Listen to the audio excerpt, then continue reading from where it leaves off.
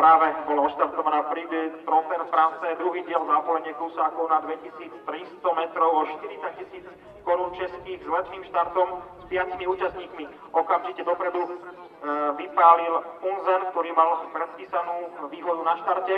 Na druhej pozícii za Unzenom sa objavuje Tacene, takisto je tam ešte aj Saga a s miernou stratou konec s vyššími číslami, čiže Rob de Picagne a Lesveral de Cheny. V takomto poradí pole ide prvýkrát cez oblúk, krátko po štarte do cieľovej roviny, pred nami je ešte takmer 1900 metrov, stále je to Unzen, reprezentant stajne Kora s Jarovínom Kotáskom, ktorý suverene vedie. Víťaz, ako kolega povedal, dostihol nižšej kategórie spred 2 týždňov. Unzen už je v polovici cieľovej roviny, zhruba 1700 metrov pred cieľom stále Unzen a vedľa neho sa objavuje s číslom 3 Saga a je tam potom aj Tacene a na chvoste pola Lesveral de Cheny a Rob de Picagne.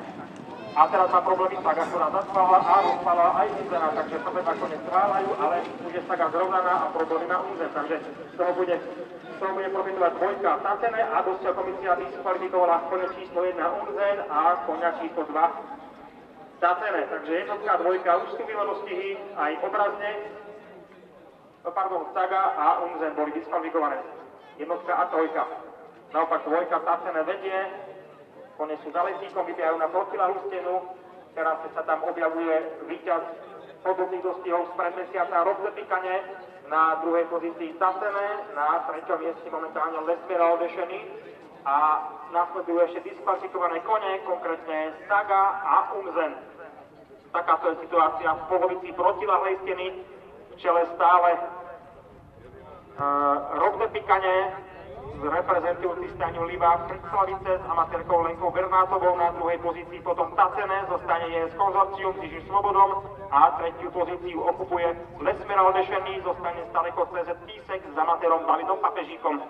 Pole už ide posledný raz do oblúka pred cieľovou rovinou, zhruba takých 600 metrov pred cieľom, je to stále Rob de Picagne, ďalej Tacene a Lesveral de Cheny, zvonka sa ešte blíži diskvalifikovaná Saga a pole uzatvára diskvalifikovaný Unzen. Záverečných 500 metrov z oblúka na prvej pozícii sa snaží vybehnúť Tacene a takisto tam máme aj Rob de Picagne, Tacene a ešte vzadu na tretej pozícii s plnými šancami Lesveral de Cheny.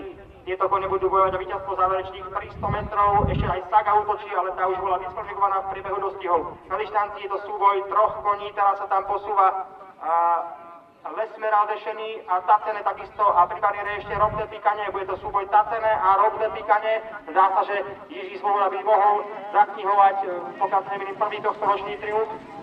A zdá sa, že je to pravda, Tacene víťazí na druhej pozícii, potom Rob de Picagne a na treťom mieste späť to Lesveral de Cheny.